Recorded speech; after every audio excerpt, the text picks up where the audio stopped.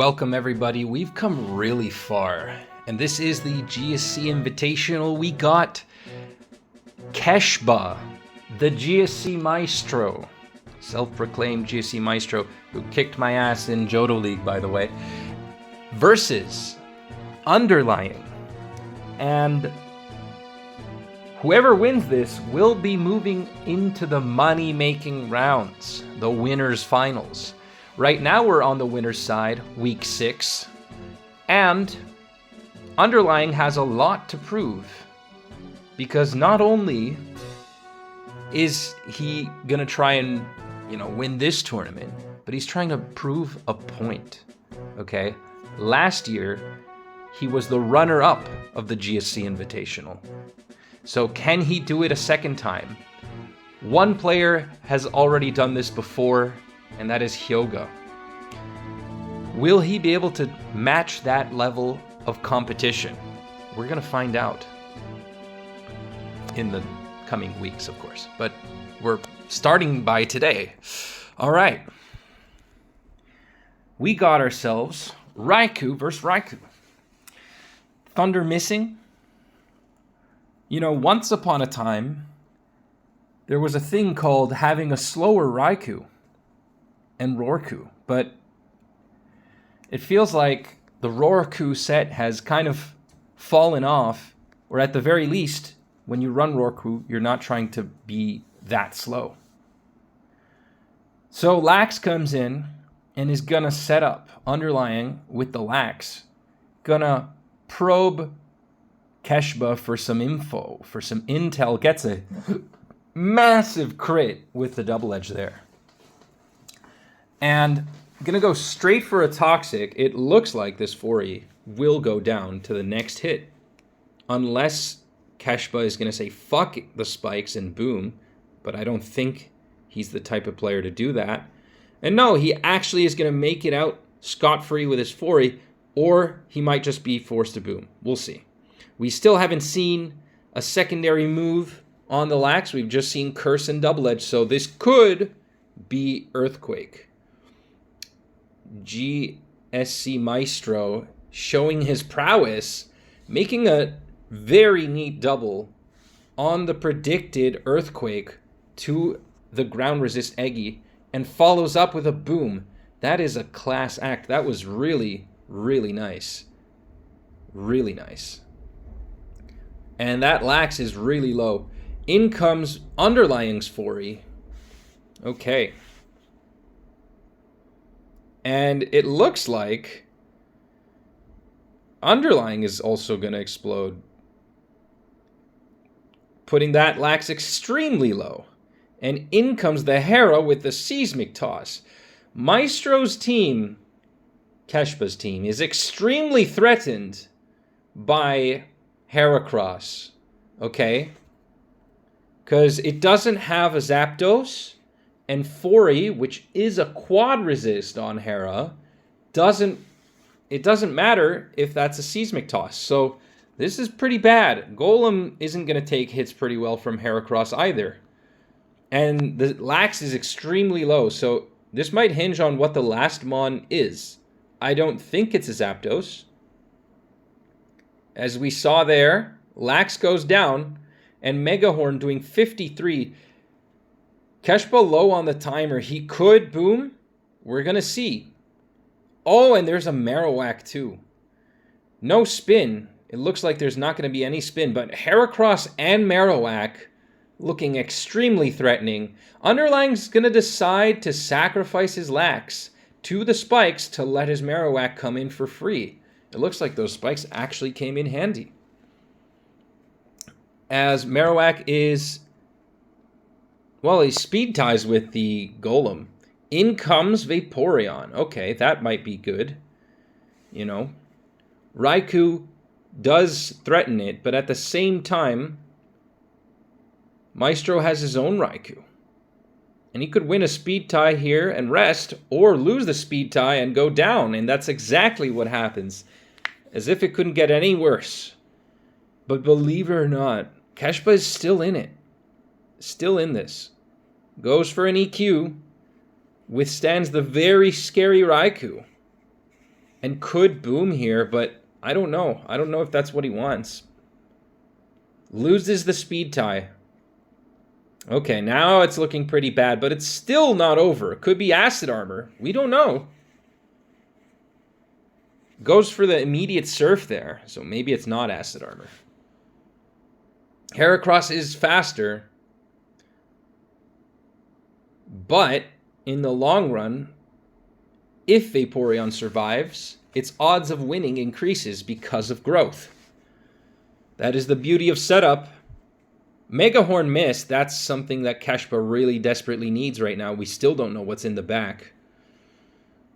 Oh, but gets a rest. Okay. All right. Okay. Another growth. He needs to attack. Will he wake up? He will. But he probably wants to rest because that's his last shot. Whatever's in the back. We don't know. These Mega Horns are so powerful. It just so happens that Maestro loaded a not-so-great team, or, I mean, Underlying really stuck it to him, showing why he is championship material. Because it was looking pretty bad for Underlying, but he really brought it back super quickly. All right. Oh, no, and gets a bad turn. That's it. It's going to follow up with a Seismic Toss for 100% accuracy, taking out the Vaporeon. And we're not going to know what that last is. That could be helpful in future rounds. You don't know. We never know. It could even be helpful should he want to recycle the team in the same set. We've seen that before. We've seen that before. Now, on to game 2. Keshbah's going to have to win this if he wants a shot at some cash. Zap versus Zap.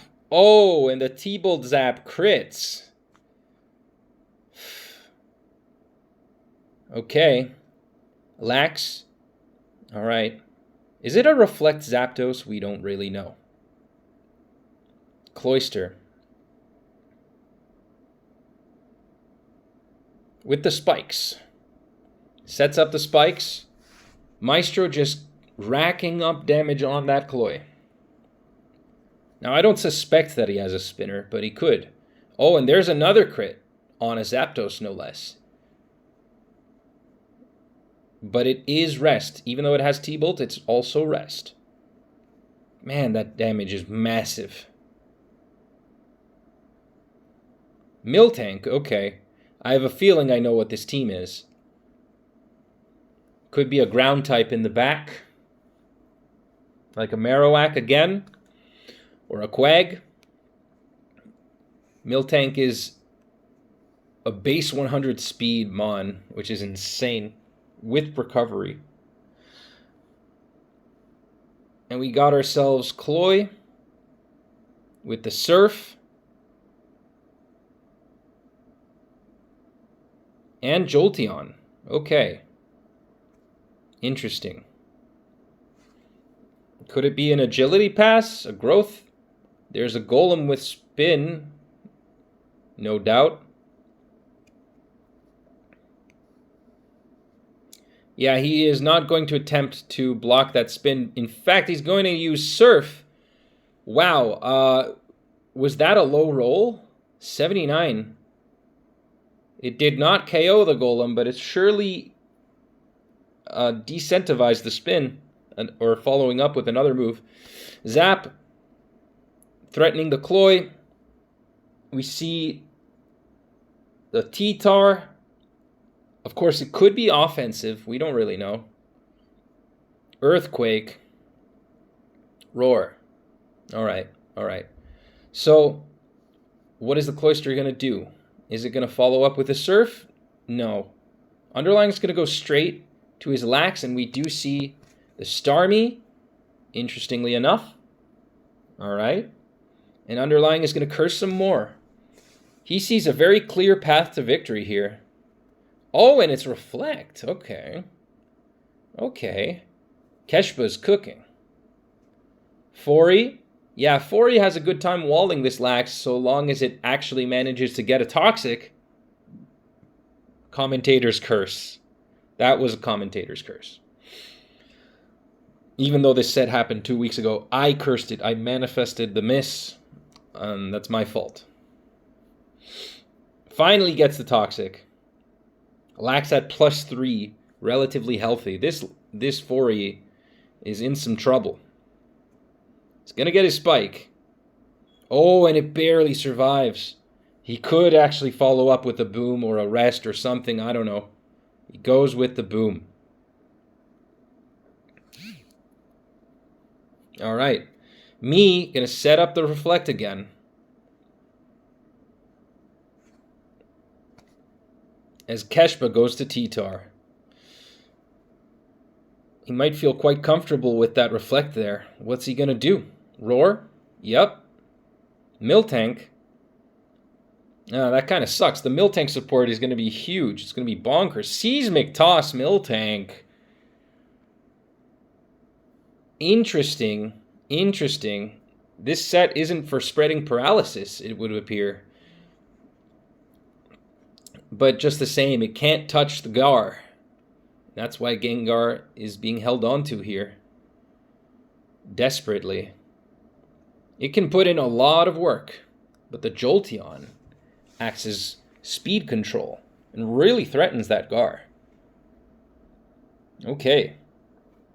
This is interesting. I really like Underlying's teams.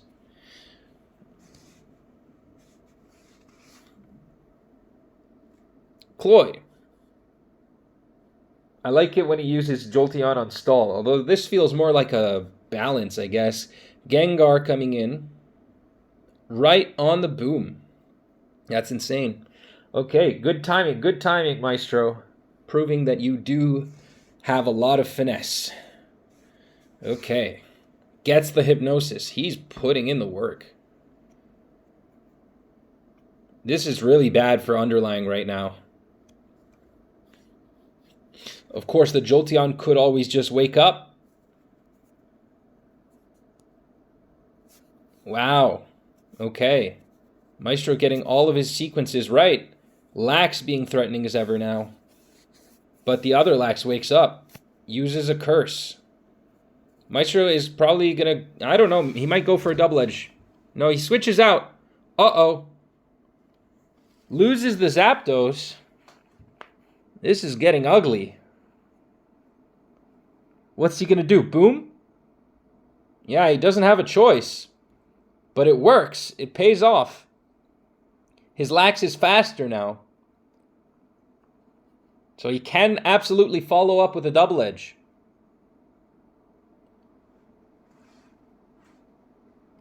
He's going to bring in Golem to attempt to spin. I mean, he will spin successfully. But it also means that he loses the Golem. To the Surf Lax. Surf Lax of all things. All right. It boils down. It boils down to a speed tie, but no.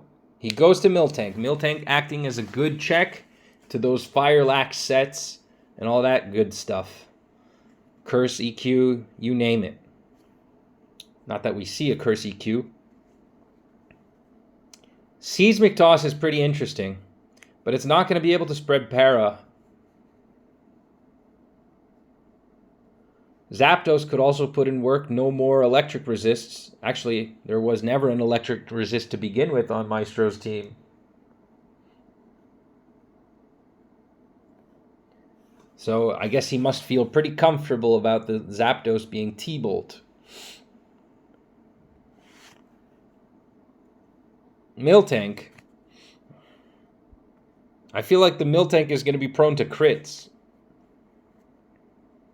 Also, Starmie can come in any day of the week. Set up that reflect, go for a surf. All right. This is essentially what it boils down to. Unless we can see some more crits, this is going to be pretty lopsided. It looks like Maestro might have this one.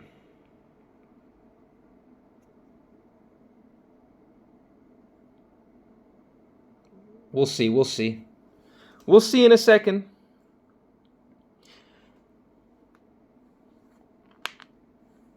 Double edge. All right. I guess it's going to boil down to whether or not the mill tank can act as, support, wall this lax, and let the other lax wake up. Or it's already awoken. Never mind. Yeah, it's already awoken, but the lax is going to have to find an opportunity to use rest. Otherwise, it really hinges on the Zapdos and mill tank right now that have to carry the weight of this onslaught. The Starmie is also proving to be pretty threatening because it's actually faster. And Miltank is not specially bulky. It can tank double edges just fine, make Lax waste its PP, and then use one milk drink and negate the work of two double edges. At least I think. Double edge recoil also helping. The Surf not doing a lot. I would expect no less from a base 65 special attack from Lax. So, Starmie. Yeah, Starmie can crit here. It can be pretty bad. Oh, and the Zapdos is slower. This is really bad, actually. Underlying is going to take his chances. He's going to sack the Zapdos and let his Lax come in.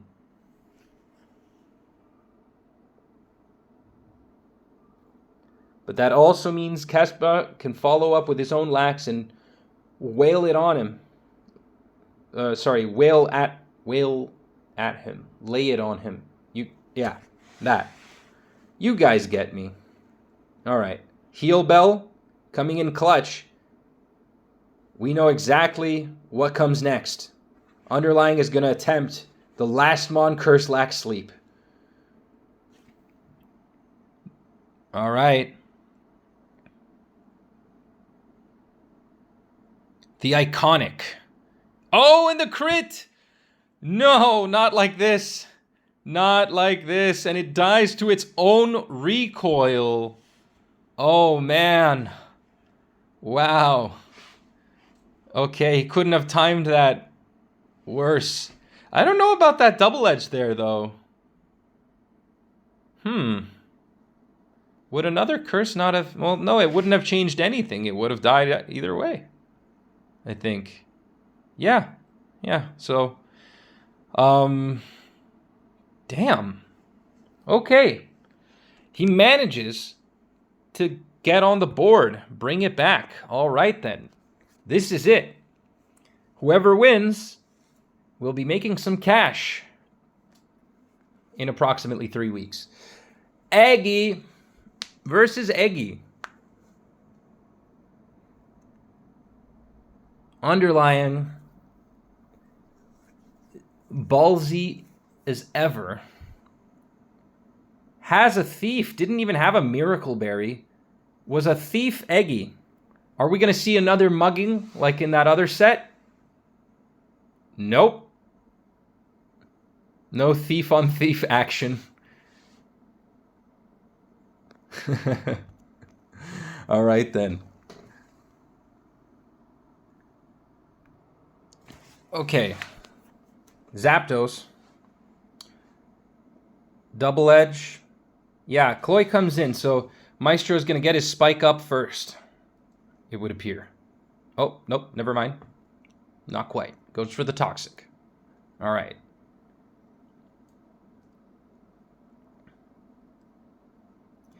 Okay. Chloe on Chloe action. Goes for a Surf, trying to chip that Chloe. Of course, Maestro doesn't have a poisoned Cloyster. So, yep, Lax coming in here on a fortunate turn. The Zapdos still hasn't used rest. Oh, no, never mind, it has. Okay. And we see a Gengar.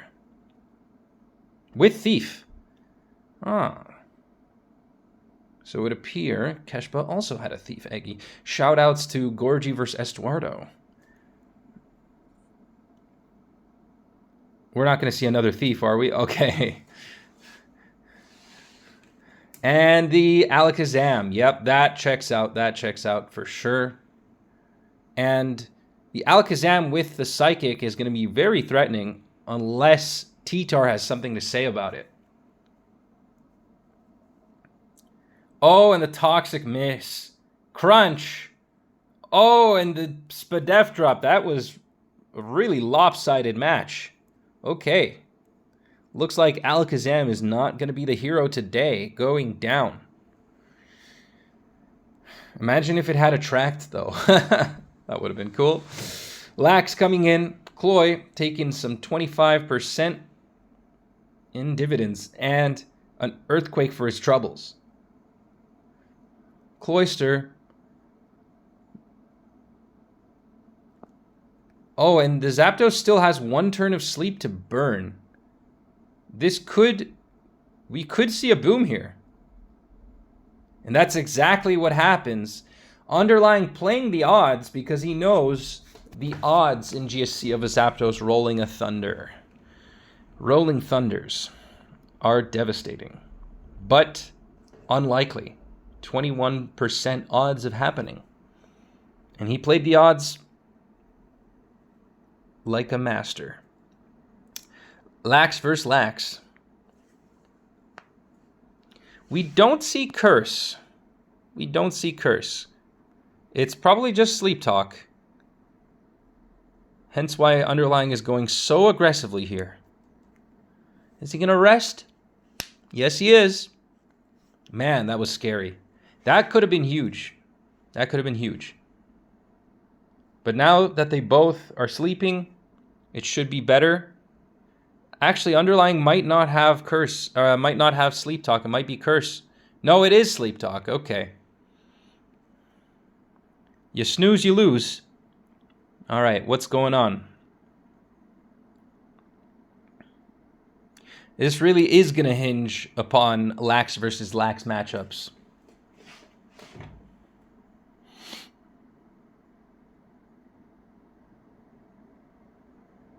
Maestro follows up with his own double edge, and now it really boils down to who wins the speed tie.